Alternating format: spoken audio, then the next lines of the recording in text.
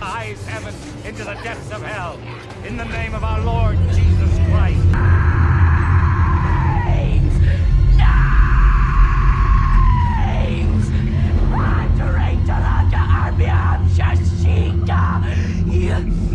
Tell me your 6 names!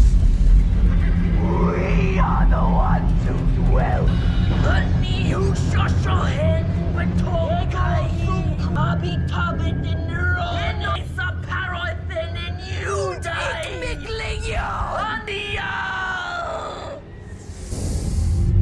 and I am Lucifer, the devil in the flesh. Agora, escutem isso.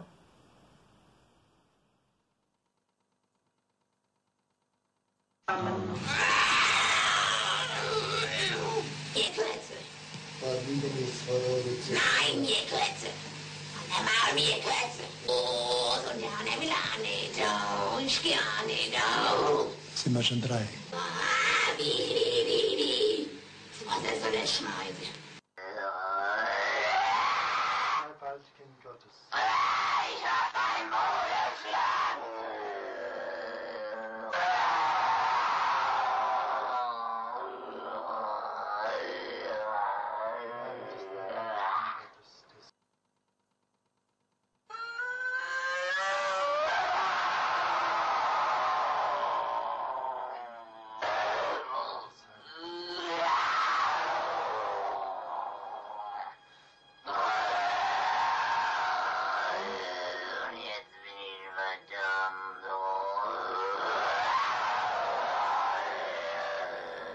Essas gravações são originais, verídicas, são gravações de um dos 67 exorcismos que Anneliese Mitchell sofreu entre os anos de 1975 e 1976. Nessas gravações vocês podem perceber que tem a voz de 2 padres e também, pessoal, supostamente a voz de 6 demônios, tá? As vozes de 6 demônios que estavam possuindo Anneliese Mitchell quase que simultaneamente. São gravações antigas, sem nenhum efeito de manipulação. E na minha percepção, essas vozes que a Anneliese Mitchell emite não são humanas. No começo do vídeo foi mostrado para vocês algumas cenas, e essas cenas são do filme O Exorcismo de Emily Rose, de 2005.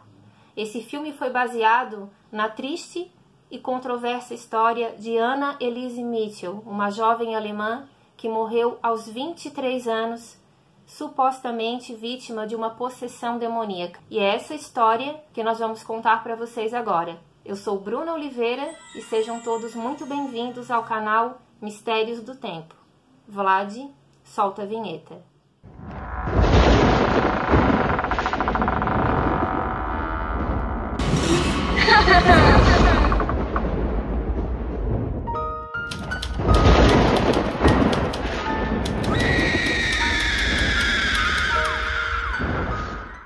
Então, pessoal, antes de começar a contar essa história para vocês, eu já peço aqui o like de vocês, se gostarem do nosso vídeo, é claro, que se inscrevam em nosso canal, porque isso vai ajudar bastante o nosso trabalho, tá bom? Então, assim, hoje nós vamos falar sobre a história, sobre a controversa, assustadora história de uma jovem alemã que faleceu aos 23 anos de idade, no dia 1º de julho de 1976. E essa data de morte, pessoal, inclusive, foi prevista por ela mesma e contada para sua mãe. É a história, então, da jovem Anna Elisabeth Mitchell, mais conhecida como Anneliese Mitchell. Tá? É uma história bem controversa, como eu já falei para vocês.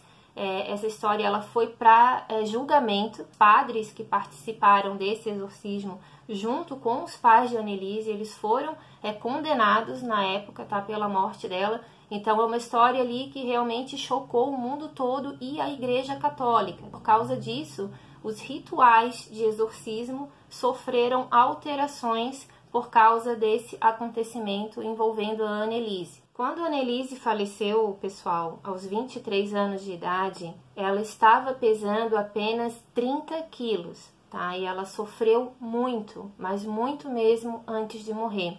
A história dela foi tão macabra e tão assustadora que inspirou alguns filmes. O mais famoso deles é O Exorcismo de Emily Rose, que foi um sucesso de bilheteria. Até deixo meus parabéns aqui para a atriz que interpretou a Emily Rose, Jennifer Carpenter.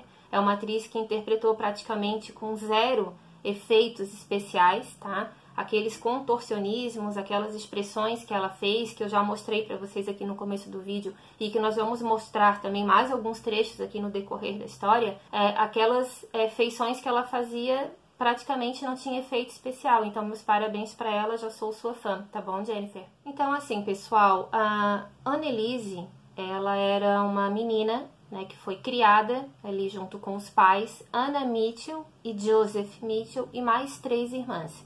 Mas a Anneliese, ela teve uma irmãzinha mais velha também, chamada Martha, tá? Martha Mitchell. A Martha, pessoal, ela foi considerada para a sociedade alemã, né, da época, como uma filha ilegítima. Ela era filha de Anna e de Joseph, porém ela foi concebida antes do casamento. Então, no dia que a Anna Mitchell foi casar com o Joseph, o pai dela fez ela entrar na igreja usando um véu negro, tá? Para que ela pudesse mostrar ali para a sociedade a sua vergonha, a sua desonra, porque ela já estava grávida. Porém, a Martha, ela faleceu muito cedo, aos 8 anos de idade, no momento em que ela estava fazendo uma cirurgia para retirar um tumor de um dos rins. Então, ela não aguentou a cirurgia e ela faleceu. E ela foi enterrada, pessoal, num cemitério conhecido como Cemitério dos Enjeitados, tá? E foi lá que a Anneliese também foi enterrada a seu próprio pedido.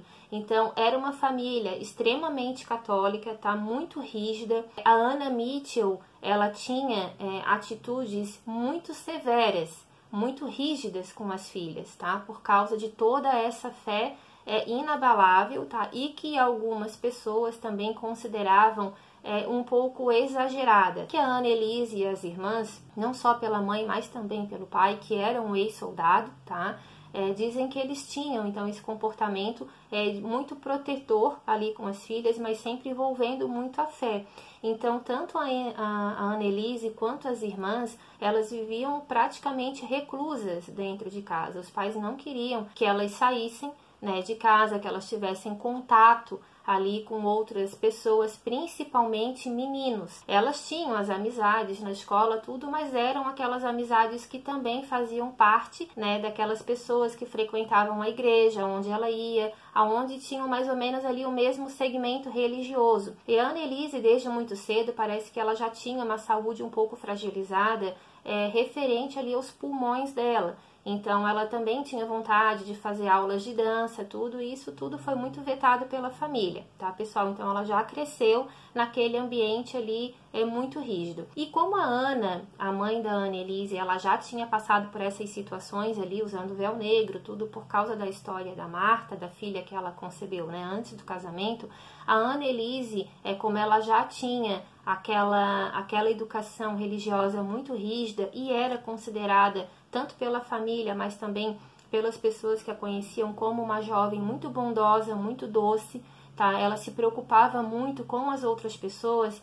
Ela acabou, então, adquirindo na cabecinha dela, né, uma responsabilidade muito grande, pessoal, que era de espiar, né, de pagar os pecados dos outros. Isso tudo começou até mesmo pela mãe dela. Então, a Anneliese colocou na cabeça dela que ela tinha que pagar certas penitências para que ela pudesse, então, pagar pelos erros da mãe e também pelos erros da juventude que vivia ali próxima dela. Ali onde ela morava, na Alemanha, parece que tinha uma estação, não sei se de trem, mas parece que era uma estação ali próxima da casa dela, aonde viviam muitos moradores de rua, usuários de drogas, alguns criminosos também. E a Anneliese, ela colocou na cabeça dela que ela tinha que pagar pelos erros daquelas pessoas para que eles tivessem salvação. Então, o que ela começou a fazer? Isso tudo muito jovem, tá, pessoal?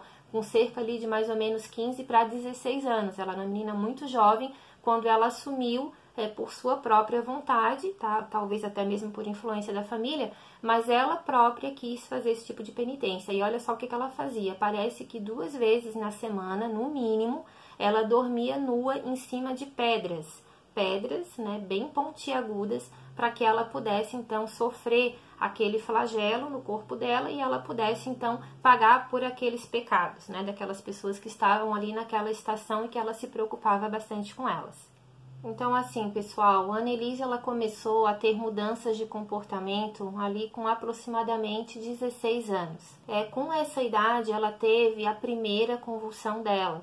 Para os médicos, foi uma convulsão muito forte que ela teve. Para os religiosos, né, depois, que a gente já vai chegar lá, essas convulsões, na verdade, eram possessões, tá? Eram momentos em que ela estava manifestando a comunicação com esses espíritos malignos. Então, a Anneliese, com essa idade de 16 anos, ela teve essa grande convulsão, ela foi levada para o hospital e lá ela foi diagnosticada com epilepsia. Então, ela começou a fazer um tratamento médico, até ali a família também acreditava que fosse algum problema somente clínico e a Anneliese também.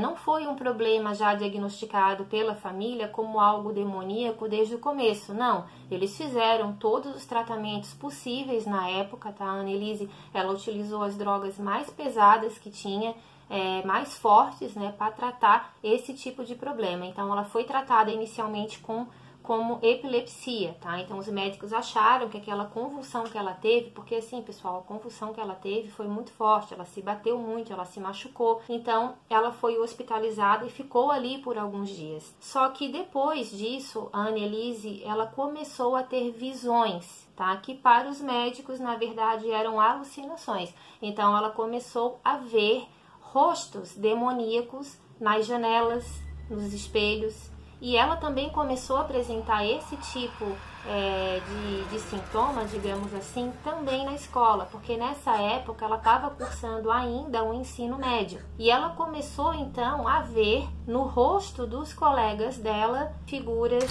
diabólicas. Isso tudo também é retratado, pessoal, com bastante fidelidade no filme do Exorcismo da Emily Rose. São cenas ali em que a personagem principal, apesar de não ter o nome de Anneliese Mitchell, claro que tem muita ficção ali também, eu já vi esse filme, né, e lendo a história de Anneliese Mitchell, eu realmente achei muito parecido, tudo que foi mostrado ali nesse filme. Então ela começou a ter esses ataques durante também as aulas, tá? Ela saiu várias vezes da escola apavorada, correndo, tá? Caindo, se machucando nessa correria, né?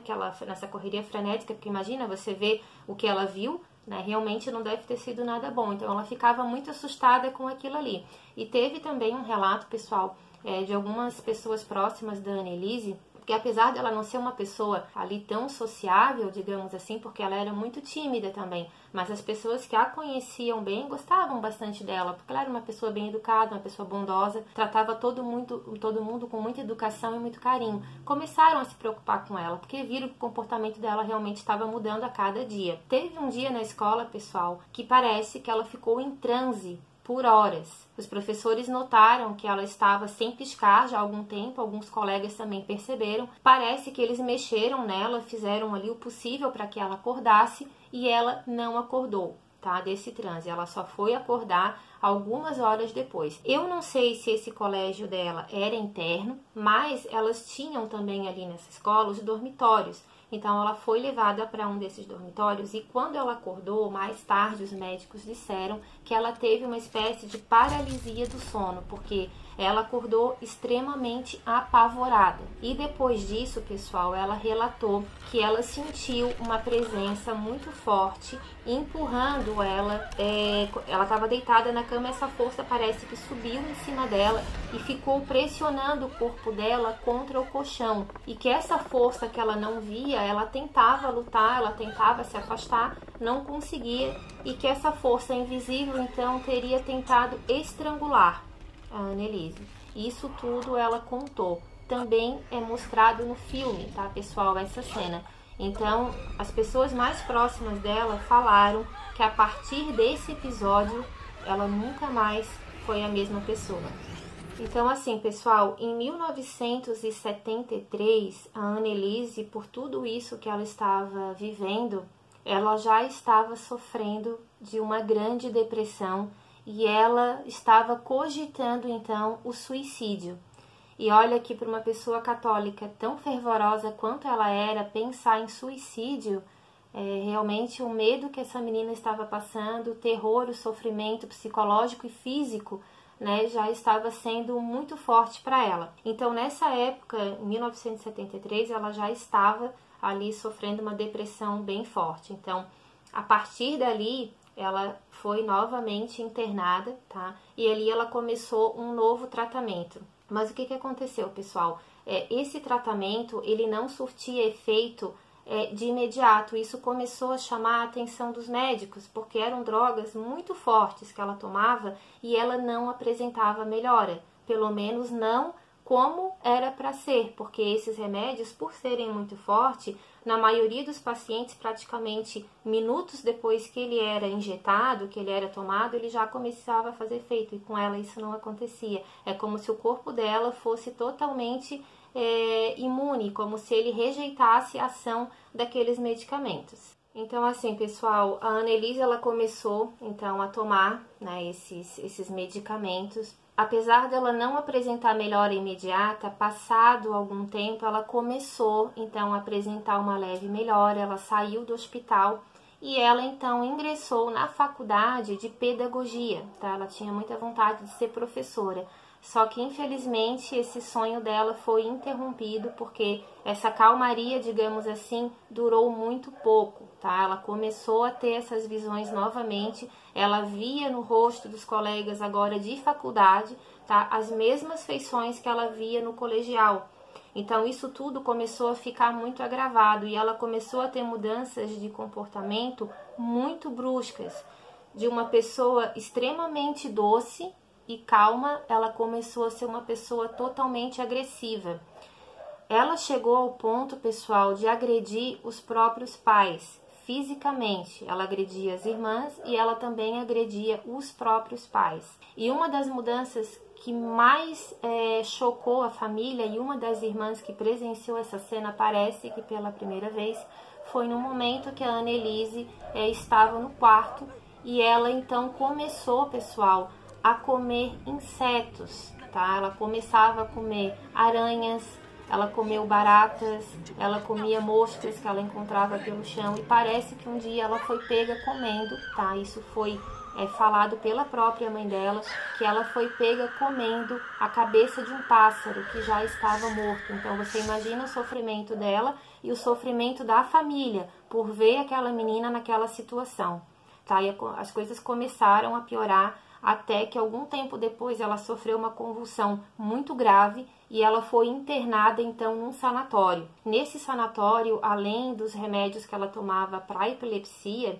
ela também começou a tomar para esquizofrenia, tá? Porque os médicos então achavam que isso tudo que ela estava vendo já fazia parte de uma esquizofrenia muito severa que ela estava sofrendo. E eles começaram então a fazer um tratamento com drogas mais pesadas ainda. Só que, novamente, isso tudo não fez efeito, ela estava cada vez pior. Passado algum tempo, pessoal, parece que ela teve novamente um período de calmaria. Então, ela pegou e pediu para continuar o tratamento em casa. Como ela já estava com um comportamento um pouco mais tranquilo, aparentemente, ela foi liberada para isso. Ela não voltou mais para a faculdade, pelo menos não naquele período ali. E ela começou, então, a se agarrar cada vez mais na sua fé. Porque devido aos acontecimentos, né, que várias pessoas presenciaram, a Annelise ela começou a ficar cada vez mais excluída. Até mesmo aquelas pessoas que tinham um pouco mais de amizade com ela começaram a ficar com um pouco de medo. Então foi ali que ela começou a se agarrar cada vez mais na sua fé. Ela era tão religiosa, pessoal, que na faculdade onde ela estava fazendo, ela dormia lá, né, nessa faculdade, era uma faculdade interna. E o que acontecia? Ela chegou a colocar uma fonte de água benta na porta do quarto, onde ela dividia com mais algumas colegas. Ela tinha várias imagens religiosas, ela vivia rezando o rosário pelo menos 2 vezes por dia, ela fazia esse ritual. Então era uma pessoa que realmente não tinha nenhuma vergonha e lutava bastante para manter a sua fé, mesmo com todos aqueles problemas que ela já estava enfrentando. Só que quando ela estava internada ali no hospital, ela teve uma outra convulsão. E essa convulsão, pessoal, que foi, se não me engano, a terceira que ela teve, foi extremamente grave. Ela se debateu muito no chão, ela derrubou objetos, ela se transformou. E as pessoas que estavam próximas a ela falaram que a expressão do rosto dela e as vozes que ela emitia não eram dela. Disseram que a voz estava muito mais grave, tá, do que ela tinha. Ela era uma menina muito delicada, então a voz dela não tinha nada a ver com aquele som, porque já era praticamente um rosnado que ela emitia.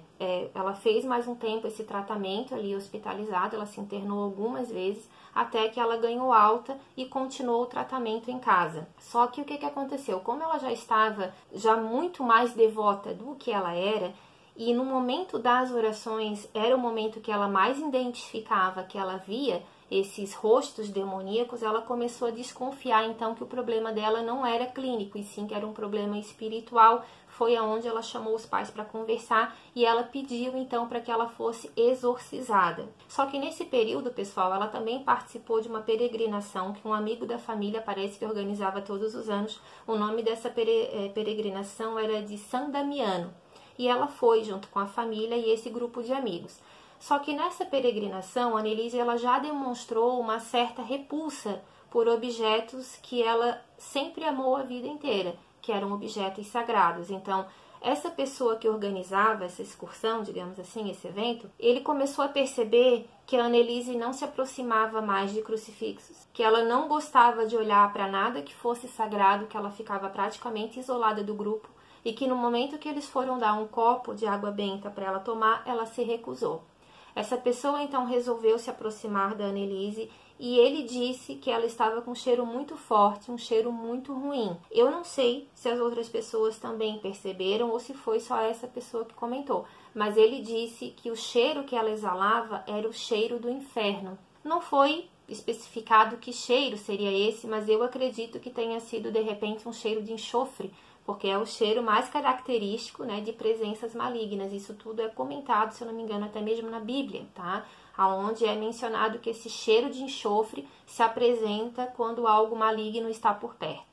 Então, assim, pessoal, a família já estava com um pé atrás, digamos assim, que o tratamento clínico não estava sendo eficaz, porque o que ela teria, na verdade, seria algo espiritual. Nesse caso, a Annelise, então, pediu novamente para que a família, né, desse atenção a esse pedido de exorcismo, então assim foi feito. Eles procuraram vários sacerdotes, porque os primeiros que eles foram procurar, que eu acredito que eram da paróquia próxima da casa delas, eles falaram que o problema da Annelise, pelo que tudo indicava, não era caso de possessão, e sim era um caso neurológico, né, psiquiátrico, e recomendaram então que ela continuasse com o tratamento dela e que, se caso não aliviasse, né, era para procurar ajuda de um outro profissional para depois sim pensar se era um caso de exorcismo ou não. Então, segundo a família, esses primeiros padres parece que não deram muita atenção ao pedido que eles fizeram. Só que depois de várias consultas, coincidência ou não, numa cidade próxima, eles encontraram um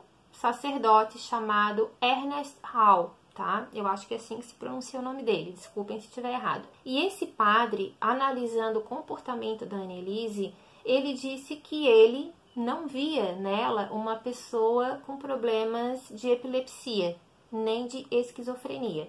Ela era uma pessoa muito lúcida, ela era uma pessoa muito inteligente.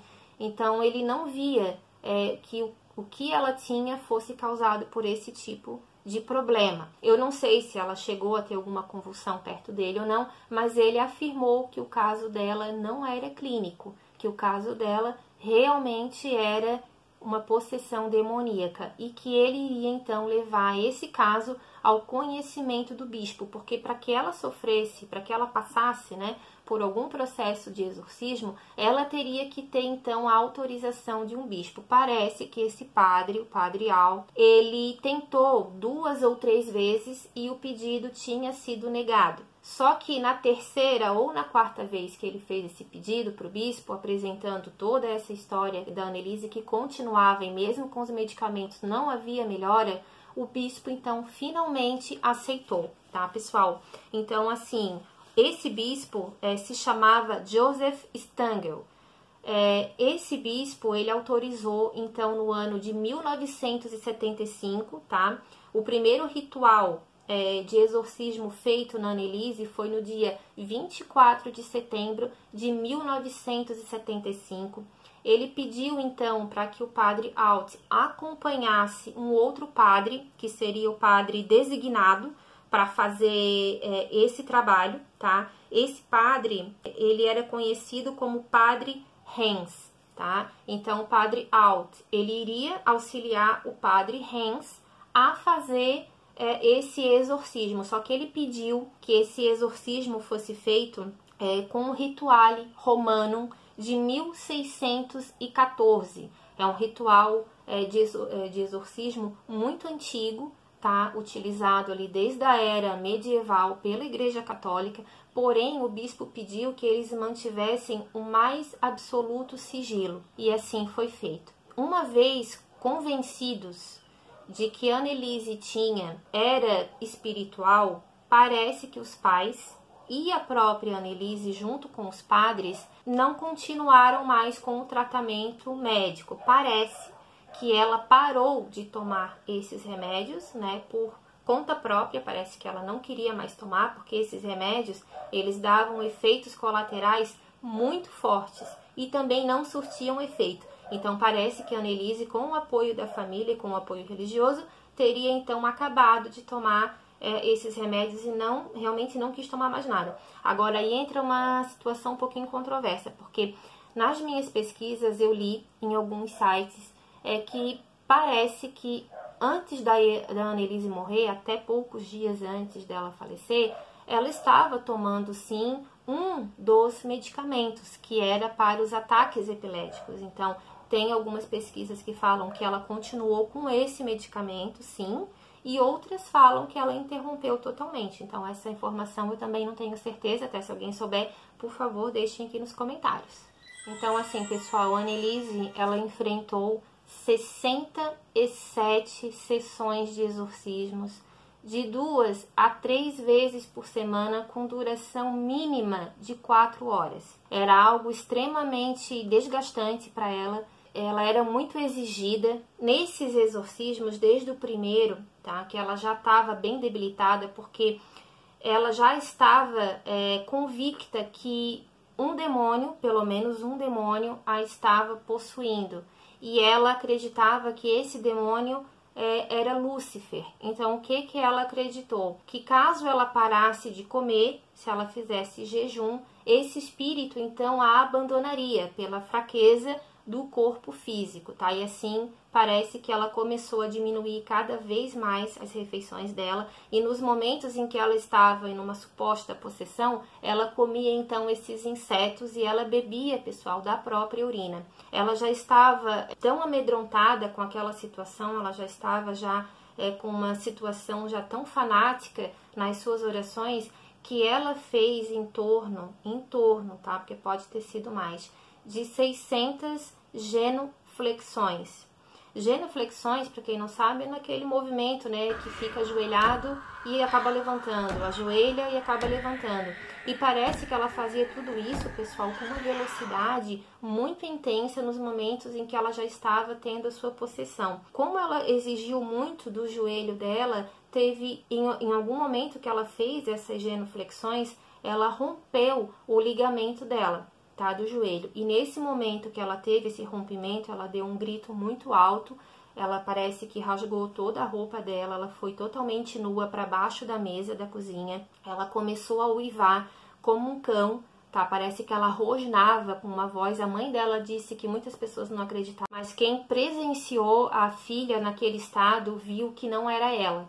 Ela disse que a feição do rosto dela mudava, ela transfigurava, tá? Ela ficava parecida com uma outra pessoa e ela tinha uma voz muito mais grave. E a impressão que a mãe tinha é que tinham duas vozes diferentes discutindo entre si, tá? Então, naquele momento, parece que a Anneliese ela emitia mais de uma voz ao mesmo tempo, com tonalidades diferentes, e essas duas vozes ficavam discutindo entre elas. Então, nesse momento, a Anneliese parece que ela se agredia muito. Ela estava extremamente machucada na boca, no nariz, ela se arranhava muito, ela praticamente já não tinha mais unha, porque ela arranhava a parede do quarto dela, ela arranhava as paredes da casa. Isso também é mostrado no filme, tá, pessoal? Então, dizem que ela tinha esse comportamento de arrancar os cabelos dela, de que ela arrancava muito cabelo e ninguém conseguia segurar.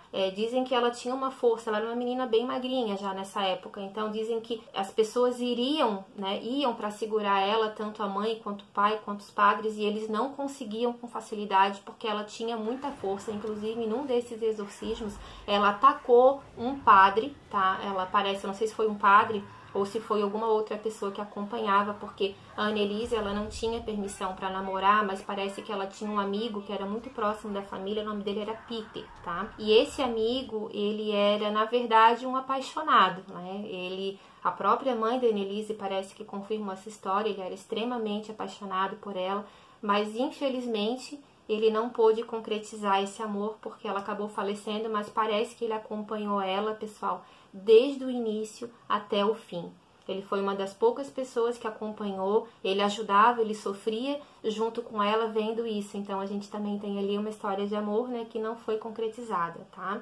E esse personagem, ele também é mostrado no filme da Emily Rose, né, onde ela tem esse amigo que acompanha ela até o final. Então, assim, pessoal, ela já estava totalmente agressiva, tá? Ela já não conseguia mais ter autocontrole, os padres já não conseguiam mais fazer os rituais de exorcismos.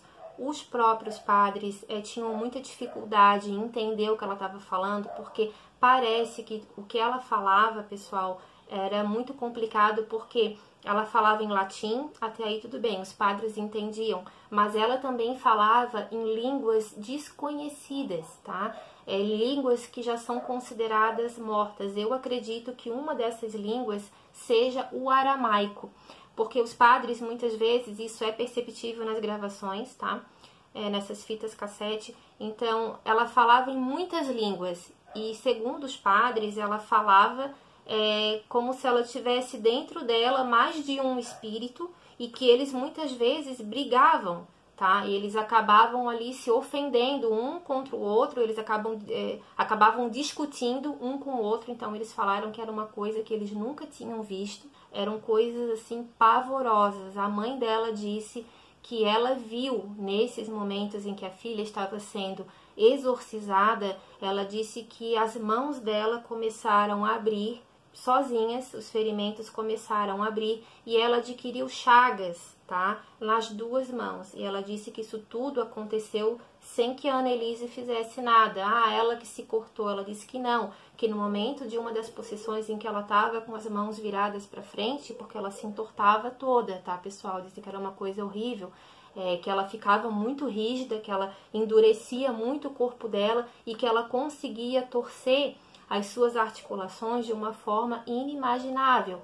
Até eles não entendem como ela não teve fraturas mais graves de tanto que ela virava essas articulações para trás. Mãos, pés, pescoço, ela se torcia muito. Então a mãe falou que essas chagas apareciam e naquele momento ela teve certeza que ela estava no caminho certo, que a filha realmente precisava passar por todo aquele sofrimento, porque o pai e a mãe acompanhavam aqueles exorcismos e eles ficaram muitas vezes na dúvida se eles deveriam continuar tamanho sofrimento que ela estava passando. Parece que tem uma carta, tá, pessoal, que a própria Anneliese escreveu no momento em que ela estava ali lúcida, tá? Que já era poucos esses momentos, parece que ela vivia já com aquela possessão praticamente que 24 horas por dia, mas nos momentos em que ela estava lúcida, ela pediu, parece que um papel para ela escrever, e ela colocou ali que ela queria muito pagar os erros dos outros, que ela tinha essa vontade, mas que ela já não estava aguentando mais, que ela não sabia que seria tanto sofrimento, que era uma coisa horrível o que ela estava passando, que ela não desejava para ninguém, que ela estava com muito medo e que ela não sabia se ela ia aguentar, mas que ela ia tentar chegar até o final daquela missão. Tá? E ela chegou mesmo, ela aguentou com muita firmeza sofrimentos ali inimagináveis. Então, assim, pessoal, os exorcismos que ela passou foram de 1975 até 1976. Como eu falei para vocês, foram cerca de 67 sessões com 4 horas diárias no mínimo. Nessas sessões, né, de exorcismo que ela enfrentava, os padres então gravaram em fitas cassete 42 horas de manifestação, tá? Onde a gente, pelo menos para mim, tá? Eu vou deixar aqui mais um trecho para vocês e vocês tirem a conclusão. O que vocês acham? Escutem mais um trechinho aqui e a gente já volta para conversar. Sage die volle Wahrheit. Im Namen des dreifaltigen Deus, Dikas, Diana Toran, Exitus Dei. Patris et Filii et Spiritus Sancti. Was heißt das, Wenzkraft? Ja, Wenzkraft. Kannst du mit einem Knall ausfahren? Lastkraft wann?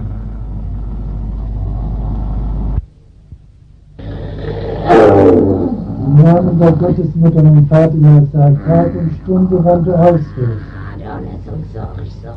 Also, Befehlung das zu sagen.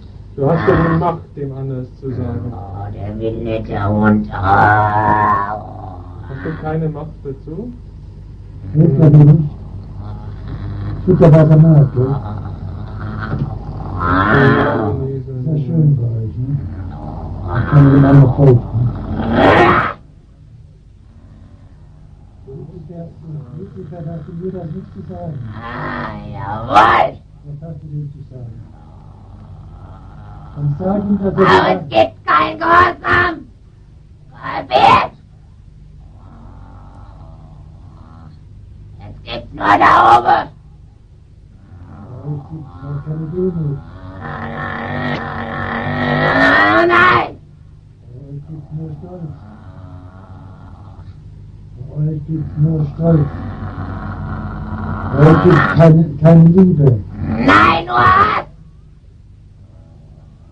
Então, assim, pessoal, são 42 horas de gravação, tá? Então, é muita coisa, nem eu consegui escutar tudo isso, mas eu tentei pegar para vocês ali os trechos, né, digamos assim, mais impactantes para conseguir mostrar. Então, pelo menos no meu entendimento, é visível, é audível, né, que não é a voz dela. São vozes totalmente diferentes, ela fala em línguas que ela não conhecia. Parece que num desses trechos que foram gravados, os padres também não entenderam o que ela estava falando e levaram para uma pessoa, né, que sabia, que conhecia línguas antigas, tá? Não sei se um outro padre ou não. E ele disse que ela estava falando sim em uma língua antiga, que eu acredito que é o aramaico, tá? Mas isso não foi confirmado. E que ele disse que tudo que ela falou estava extremamente correto, que não tinha nenhum erro de pronúncia numa língua, pessoal, que ela não conhecia. Então, muita coisa estranha aí realmente acontece. Até os mais céticos, os mais incrédulos, né? Os médicos, teve um dos médicos que participou do tratamento dela e parece que esse médico também prestou depoimento no dia do julgamento, após a morte dela. Um desses médicos falou que o caso dela não era, ele era médico, tá? Ele disse que o caso dela não era físico, não era clínico, que nenhuma droga iria resolver o problema dela, porque o que ela tinha ali não era uma doença, era uma possessão. Nessas gravações, o padre, e isso é um protocolo mesmo da Igreja Católica, tá? Pelo pouco que eu li sobre o caso e sobre o assunto, os padres exorcistas parecem que no momento que eles estão exorcizando, essa cena que eu vou mostrar para vocês agora, é aquela cena lá do início do vídeo, mas eu vou mostrar de novo para vocês. Essa cena mostra o momento que a Emily Rose está sendo exorcizada. Ali, lembrando, pessoal, é uma ficção, mas tem muito a ver com o que aconteceu com a Annelise. Se vocês perceberem, na legenda está escrito, porque o padre pergunta para ela, para ele, né, para esse demônio que está possuindo, qual é o nome dele, porque parece que o padre exorcista, ele tem que saber com quem ele está falando, ele tem que saber com o que ele está lidando, e não é fácil, parece, que arrancar essa informação daquele espírito no momento. Tem que ser com muita insistência, tem que deixar ele cada vez mais possesso, para que ele então conte o nome dele, e daí sim parece que o ritual se torna um pouco mais fácil, porque ele sabe a princípio com o que ele está lidando. Então, no caso do filme da Emily Rose, o padre pergunta e ela fala então nomes, não é um nome, são nomes, né? E ali ela diz que ele, né, o espírito, ele é quem habitou em Caim, ele habitou em Nero, ele habitou em Judas Iscariotes, né? E ele também teria habitado em uma legião e que o nome dele então era Lúcifer, né? Até no filme ela menciona o nome de Beliel. Eu não sei se a Anneliese também falou esse nome. Mas a Anneliese, nas fitas originais, isso já é a história original, não filme, tá? Ela falou para os padres, no momento da possessão, os demônios também falaram, não é um nome, são nomes. Nós somos 6, tá? E ali ela disse, então, o nome de Caim, disse o nome de Nero, Judas Iscariotes, ela mencionou o nome de Hitler, né, Adolf Hitler, e ela também mencionou o nome de um padre da era medieval, um padre parece que foi excomungado, parece que andou tendo ali atitudes pecaminosas, né, e o nome desse padre do século XV ou do século XVI era Fleischmann, Valentin Fleischmann, se eu não me engano, é esse o nome dele, tá?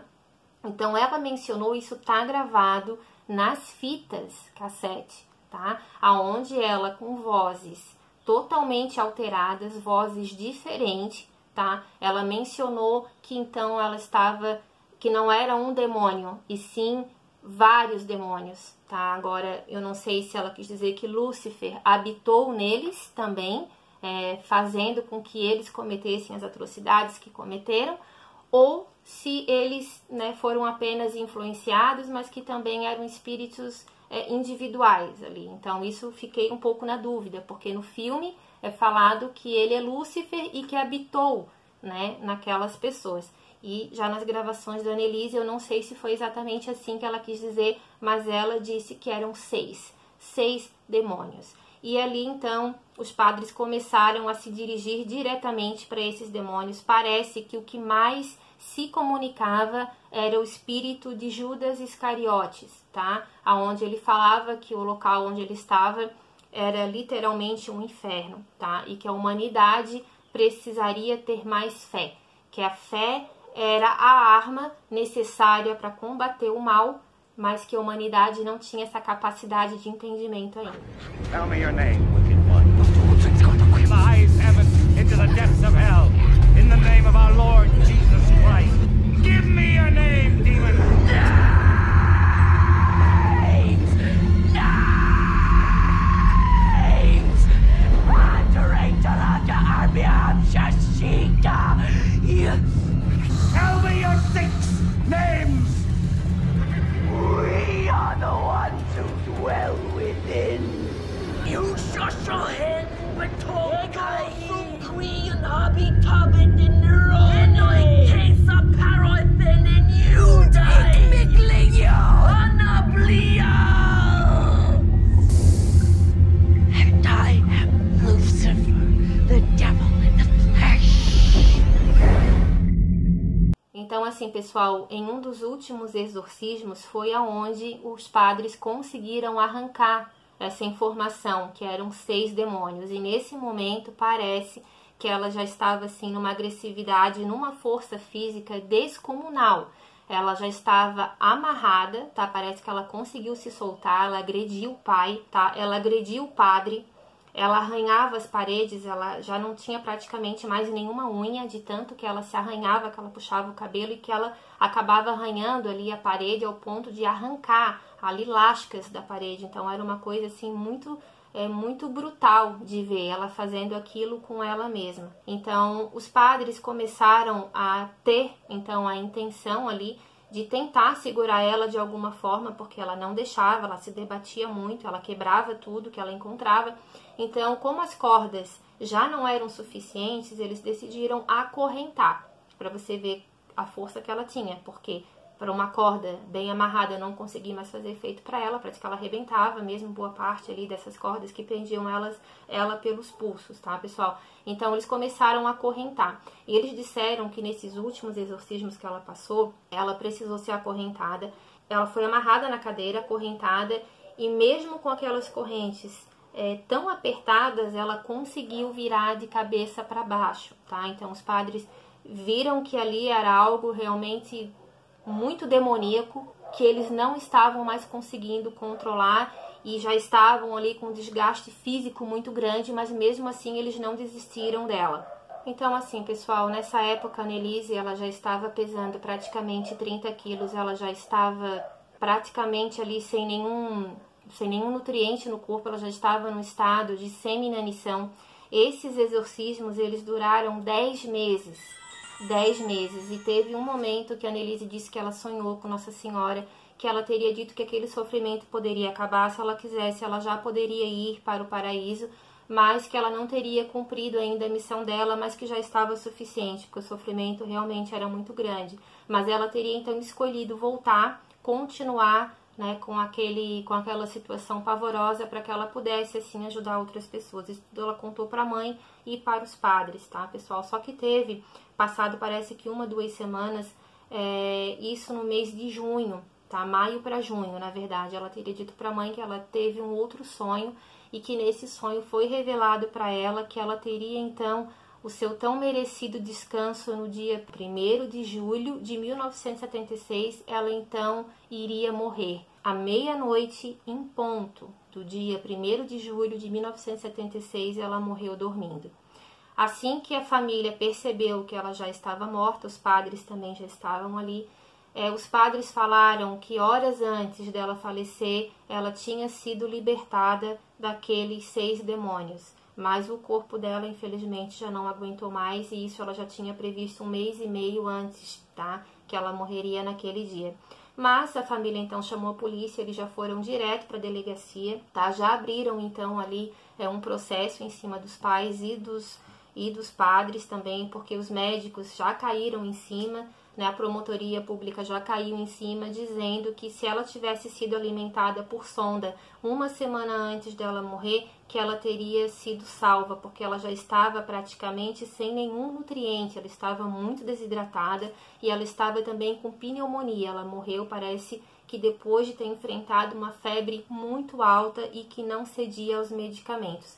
Então, eles foram para julgamento, tá, pessoal, e foram condenados. Nesse julgamento foram apresentadas essas fitas, mas parece que não teve como, assim, as pessoas, os jurados não quiseram saber, mesmo ficando horrorizados, tá, e bastante em dúvida do que aconteceu, mas como eles estavam lidando com algo sem provas, digamos assim, eles então acabaram condenando os pais e os padres a uma pena de 6 meses. Porém, os pais conseguiram reverter essa pena, porque tem alguma lei lá na Alemanha, eu tinha alguma lei onde falava que nesse caso eles eram, digamos assim, condenados, mas também absolvidos porque já tinham sofrido muito por aquela situação toda.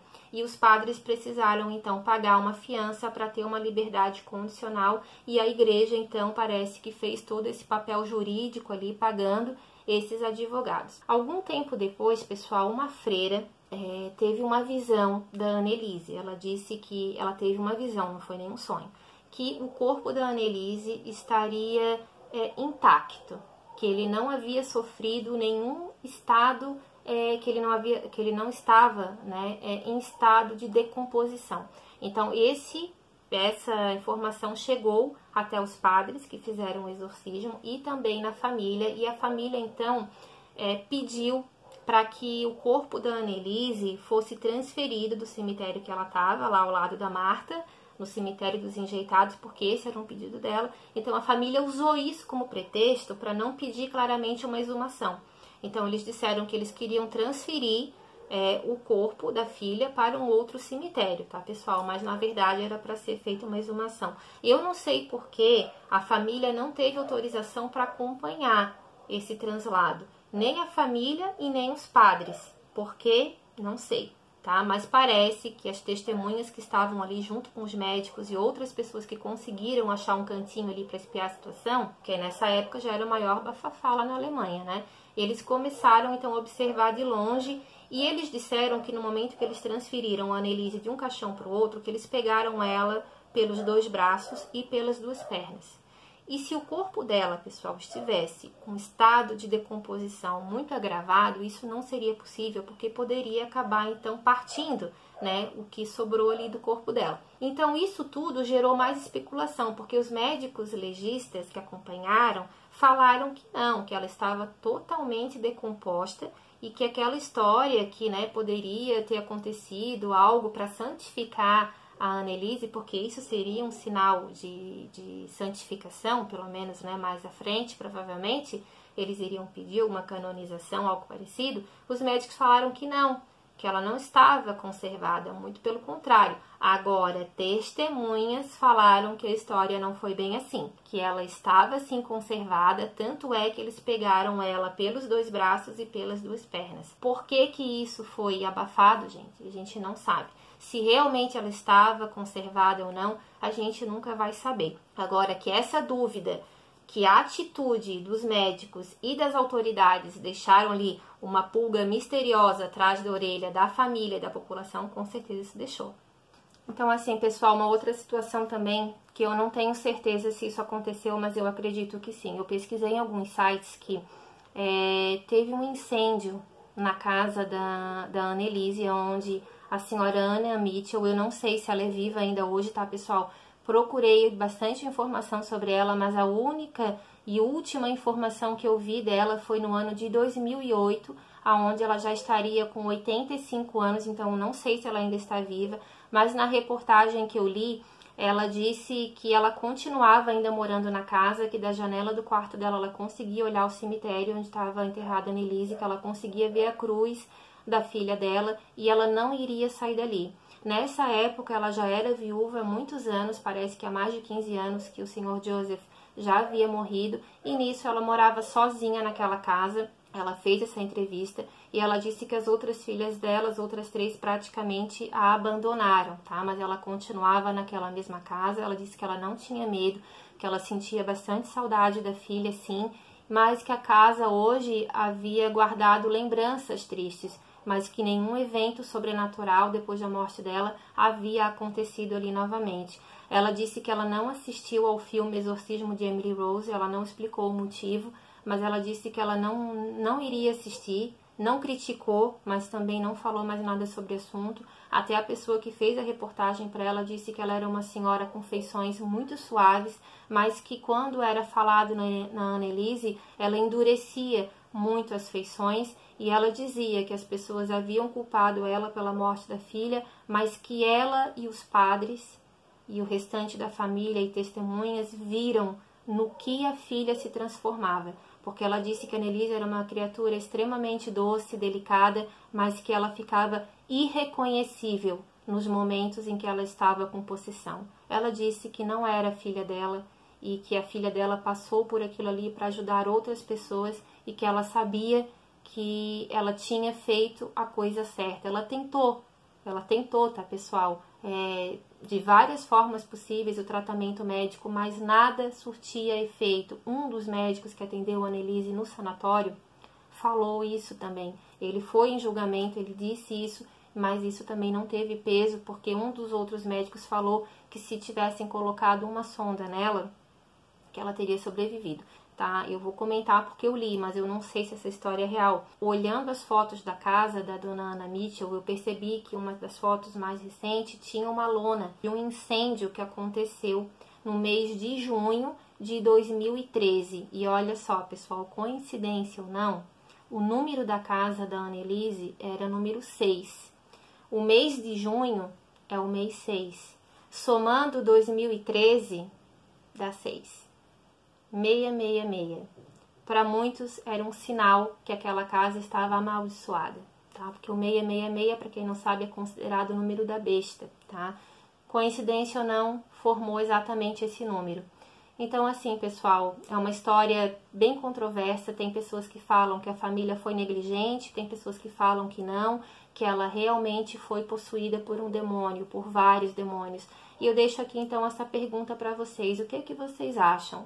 Annelise Mitchell foi vítima de uma esquizofrenia não tratada entre aspas, né? Porque parece que todos os medicamentos que tinha na época ela tomou, mas muitas pessoas ainda afirmaram que não, que ela não fez o tratamento da forma correta. Ou vocês acham que ela sofreu com alguma possessão? Eu vou dar minha opinião para vocês. O sobrenatural, para mim, ele existe sim, e eu não vejo naquelas fitas a voz da Annelise. Eu vejo vozes ali que não parecem ser dela, mas eu deixo aqui a pergunta para vocês. O que vocês acham desse caso? Deixem seu comentário aqui se gostaram aí do nosso vídeo, pessoal. Deixem seu like, novamente peço a inscrição de vocês no nosso canal. Se quiserem deixar aí sugestões também para próximos vídeos, por favor, deixem aqui pra gente, tá bom? É um prazer enorme estar aqui com vocês, espero que vocês tenham gostado. Eu sou Bruna Oliveira, muito obrigada pela companhia de vocês e até a próxima. Tchau!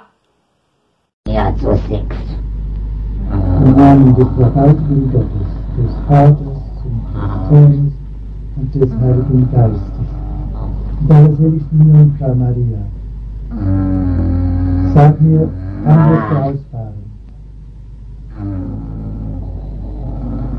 Grund ich dir. Die Wahrheit zu sagen, wann wirst du ausfahren? 20 Jahre. Sage die volle Wahrheit. Im Namen des Sacharatibideo, Satikas, Dianatoram, Exitus Tuum. Patris, Filii, et Spiritus Sancti. Wenn's kracht. Was heißt das, wenn's kracht? Wenn's kracht. Ja, wenn's kracht.